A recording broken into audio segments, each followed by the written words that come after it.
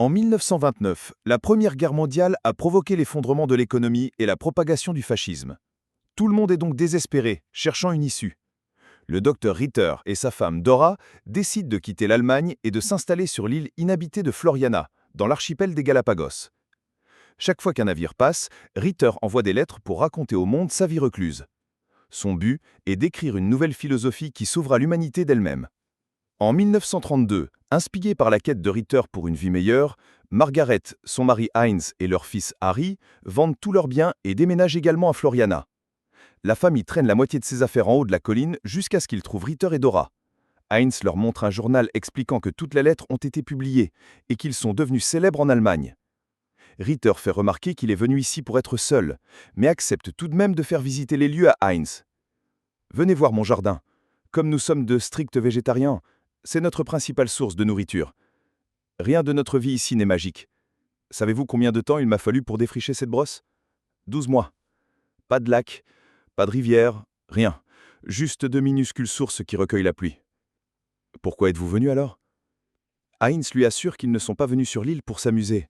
Il s'avère que Harry souffrait de tuberculose, mais la famille ne pouvait pas se permettre le sanatorium. Il a entendu dire que Dora est en passe de guérir complètement sa sclérose, mais Ritter refuse de lui dire comment, car il l'inclura dans son manuscrit. Pendant ce temps, Dora discute avec Margaret tout en s'occupant des animaux de la ferme et l'appelle une mariée enfant en raison de sa différence d'âge avec Heinz. Harry n'est Pendant les jours suivants, la famille travaille dur sous le soleil brûlant pour commencer sa nouvelle vie. Hein est déterminé, mais il est clair que Harry et Margaret ne passent pas un bon moment. La nuit, ils peuvent à peine dormir à cause de tous les moustiques. Ils parviennent à creuser un grand trou et à créer un étang, guidant ainsi le ruisseau. Ils travaillent même sous la pluie, et les problèmes respiratoires de Harry se mettent souvent en travers de leur chemin. Une nuit, Hein se réveille d'un autre rêve étrange. Margaret en profite pour lui dire qu'elle est enceinte, et Hein est très heureux, mais elle n'aime pas l'idée de mettre un bébé au monde dans cette vie. Soudain, ils entendent un bruit, et Hein court vers l'autre grotte pour découvrir des chiens sauvages en train de manger leurs provisions. Il les fait fuir rapidement, mais il est trop tard, ils ont déjà mangé la majeure partie. « Bonjour docteur. Désolé de vous déranger, mais je me demandais si je pouvais emprunter votre brouette. »« Désolé, la brouette est occupée. » Margaret essaie d'engager la conversation, mais il l'ignore. Après le départ de Margaret, le couple est si heureux de savoir que la famille souffre qu'ils commencent à faire des galipettes pour célébrer. Pendant que la famille commence à déménager ses affaires à pied, ils entendent un bruit sur la plage.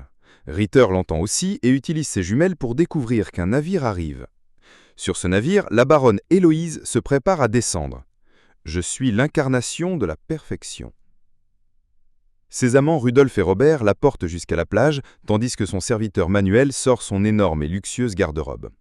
Elle cherche l'endroit parfait et annonce « C'est là qu'ils construiront leur propre complexe hôtelier. » Puis elle et ses amants courent célébrer en faisant des bêtises dans la mer, pendant que Manuel doit faire fuir les chiens sauvages. Quelques instants plus tard, Héloïse et ses hommes rendent visite au couple. Ils apportent même une chaise pour Héloïse et elle s'attend à ce que Dora lui baise la main, mais Dora la secoue paresseusement. Ritter sort de la chambre sans prendre la peine de s'habiller. Héloïse l'appelle un dompteur de nature et lui dit qu'il est célèbre dans divers pays, même connu comme l'avenir de la civilisation. Puisqu'Héloïse prévoit de camper sur l'île, Ritter lui indique la source d'eau la plus proche. Bientôt, Heinz et Margaret trouvent Héloïse et ses hommes en train de nager dans leur étang. Rudolf devient agressif, tandis que Margaret explique que l'étang est l'eau potable. Alors Héloïse le fait reculer et s'excuse.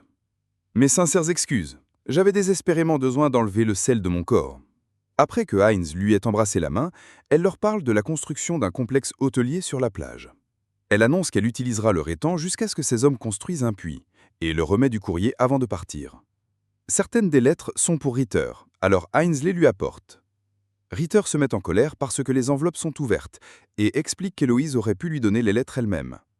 Elle ne l'a pas fait pour faire croire que Heinz les avait ouvertes, alors Ritter souligne que c'est la guerre. Ensuite, Heinz va voir Héloïse, qui a attrapé un chien sauvage pour la sécurité. Heinz lui demande pourquoi elle a essayé de le monter contre Ritter, alors Héloïse lui fait remarquer que c'est Ritter qui a commencé. Il l'a envoyé à l'étang de Heinz pour qu'il se batte jusqu'à ce qu'il parte. Puis, elle lui montre un article de journal sur son complexe hôtelier qui sera exclusivement réservé aux millionnaires. Quelques jours plus tard, Héloïse passe devant la maison de Ritter. Bonjour, docteur Cochon. Qu'avez-vous dit? Dites-le-moi en face. Allez, dites-le-moi maintenant. Cochon, cochon, cochon, cochon, cochon, cochon, cochon. Au même moment, Heinz trouve une vache et la poursuit jusqu'à ce qu'elles atteignent les grottes. Avec l'aide de Margaret, ils enferment la vache et célèbrent le fait qu'ils ont maintenant du lait. Au printemps, Heinz a fait la moitié d'une vraie maison et Margaret parvient à obtenir leurs premiers vrais légumes.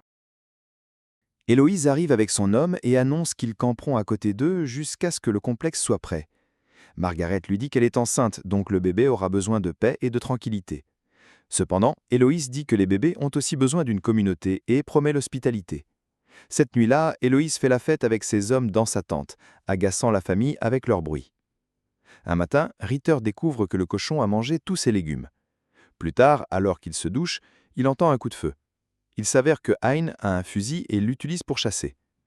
Finalement, Ritter décide de rendre visite à la famille et est déçu de découvrir qu'ils se portent plutôt bien. La maison est terminée et leurs plantes sont florissantes. Il offre des poulets en échange d'une tête de vache et Hein effectue l'échange. Margaret demande à Ritter s'il l'aiderait quand le bébé arrivera, mais Ritter s'emporte, se lançant dans une diatribe philosophique et disant que cela ne finira pas bien. Cette nuit-là, Ritter cuisine la tête de vache. Dora souligne qu'ils sont censés être végétariens et pourraient vivre des fruits des arbres jusqu'à ce que le jardin repousse. Une dispute s'ensuit et ils se reprochent mutuellement de ne pas en faire assez. Pendant ce temps, Rudolf continue de creuser des trous partout sur l'île mais ne trouve pas d'endroit avec de l'eau propre. Quand il retourne au camp, il doit entendre Héloïse faire des bêtises avec Robert, ce qui dérange aussi la famille. Héloïse demande un repas et Rudolf doit l'informer qu'il ne reste plus de provisions. Cela la fait paniquer parce qu'elle ne mange que des choses de la maison. Rudolf lui crie dessus alors qu'elle le blâme de ne pas avoir planifié correctement, alors Héloïse court pleurer dans les bois. Elle est trouvée par Harry, qui doit entendre parler de confiance en soi. Elle le convainc de courir avec elle et Harry est excité parce que sa mauvaise respiration ne lui permet jamais de le faire. Quand ils ont fini, elle le fait parler et apprend que la famille a encore des conserves. Quelque temps plus tard, Margaret est seule dans la maison et commence à ressentir des contractions. Au même moment, Robert et Manuel se faufilent dans la grotte pour voler des provisions. Puis Margaret quitte la maison pour crier à l'aide et les hommes entrent pour continuer à voler. Margaret s'effondre lorsque les contractions s'aggravent et se précipite vers la maison, de sorte que les hommes sont forcés de se cacher. Après avoir étendu des draps, Margaret se prépare à accoucher et remarque du sang sur ses sous-vêtements. Un bruit à l'extérieur attire son attention, alors elle ressort pour chercher son mari et maintenant les hommes peuvent s'échapper. Sentant le sang sur Margaret, des chiens sauvages l'entourent soudainement, et elle doit les tenir à distance avec son balai. Dans la tente, Héloïse se plaint parce que les biens volés ne suffisent pas à survivre longtemps. Manuel leur parle de la situation de Margaret et veut aider. Rudolf se range même de son côté. Cependant, Héloïse ne laisse personne partir, disant qu'ils sont là seulement pour l'aider. Puis, les os de Margaret se rompent et elle commence à crier de toutes ses forces en accouchant. Elle doit garder le bébé près d'elle parce que les chiens veulent le manger. À ce moment-là, Harry et Heinz reviennent et font fuir les chiens avec des coups de feu. Margaret pense que le bébé est mort. Cependant, Heinz tape au enfant jusqu'à ce qu'il pleure. Margaret est toujours faible et s'évanouit. Heinz court chez Ritter pour demander de l'aide. Ritter ne veut pas y aller, mais Dora l'y force. Après un rapide examen, Ritter remarque que le placenta est coincé dans l'utérus, alors il le retire en utilisant de l'eau chaude et une cuillère. Le processus est douloureux, mais sauve Margaret. Manuel les espionne depuis la fenêtre et apporte une mise à jour à Héloïse, qui lui demande pourquoi il n'a pas empêché le médecin d'aider. Un Manuel offensé dit qu'il est venu comme constructeur, pas pour attaquer les gens, et la traite de diabolique.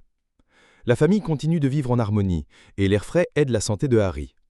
Un après-midi, Héloïse apporte à Margaret une boîte de conserve en cadeau pour le bébé et s'excuse pour Manuel, disant qu'il était un voleur et qu'elle l'a disparu au bateau.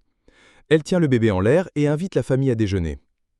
Plus tard, quand Margaret demande à Heinz, il refuse d'y aller et ne croit pas l'histoire de Manuel, sachant qu'Héloïse est derrière le vol. Elle fait changer d'avis en soulignant que dire non la mettra en colère, et Héloïse semble dangereuse.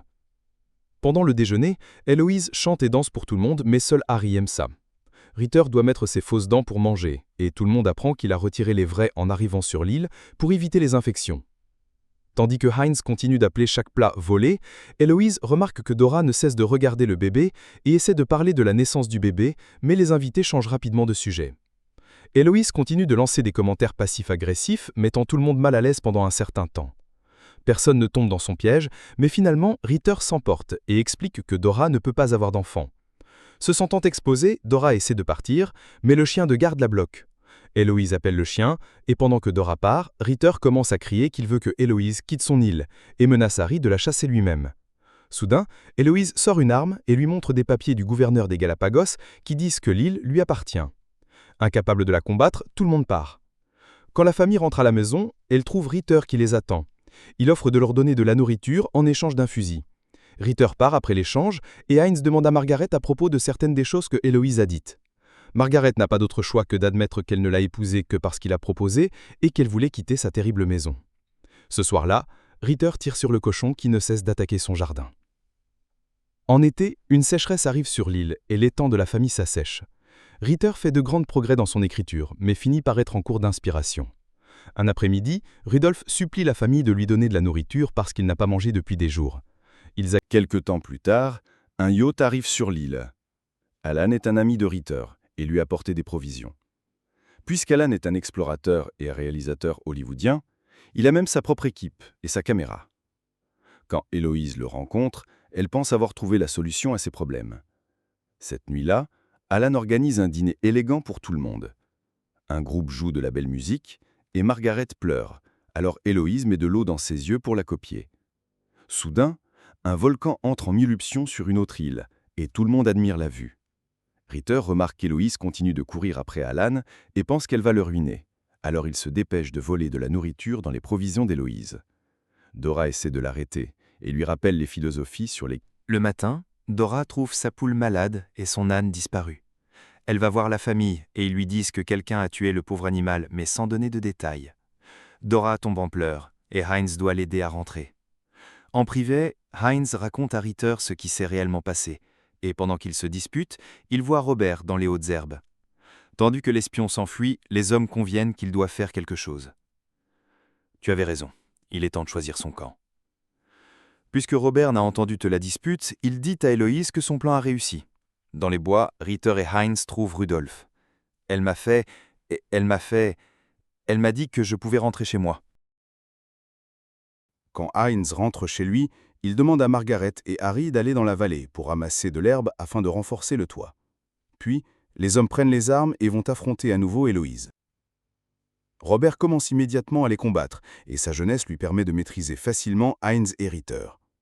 Rudolf poignarde la main de Robert avec un couteau, et Robert le fait tomber pour tenter de le poignarder à son tour.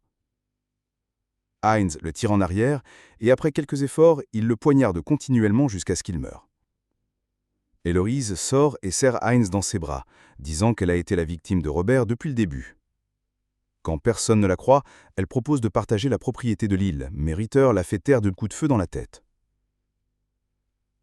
Margaret entend le coup de feu de loin et devient méfiante. Ensuite, les corps sont jetés à la mer et les hommes conviennent de ne pas dire la vérité à leurs femmes. Cette nuit-là, il pleut enfin de nouveau et Margaret réconforte Heinz tandis qu'il se noie dans la culpabilité. Le lendemain matin, Rudolf fait semblant d'avoir trouvé une lettre d'Héloïse disant qu'elle et Robert ont quitté l'île. Dora devient méfiante parce qu'Héloïse a laissé beaucoup de choses derrière elle. Ritter achète des tonnes de ces choses à Rudolf afin qu'il puisse avoir de l'argent pour la prochaine fois qu'un navire arrivera, révélant qu'il a écrit au gouverneur et qu'ils recevront bientôt une visite. Margaret confronte Heinz en privé et souligne que Ritter le blâmera probablement pour le meurtre lorsque le gouverneur viendra, alors ils ont besoin d'un plan. Lorsque Ritter rentre chez lui, Dora annonce qu'elle le quitte parce qu'il a ruiné leur cause. Ritter panique et attrape une pince pour lui arracher sa dent pourrie contre sa volonté. Après cela, Dora se promène dans les bois et tombe sur Margaret qui lui dit que Ritter a tué Héloïse. Elle essaie de la prévenir que Ritter est dangereux, mais Dora n'écoute pas. Avant de partir, Margaret lui donne quelques poulets sains. Elle lui dit de ne pas cuisiner ses poulets malades, parce que la mauvaise viande pourrait aussi infecter les gens. Pendant ce temps, un navire navigue près de l'île. Rudolf saute immédiatement à l'eau et offre au capitaine tout son argent jusqu'à ce que l'homme lui jette une bouée de sauvetage. Quand Dora rentre chez elle, elle découvre que Ritter écrit enfin à nouveau.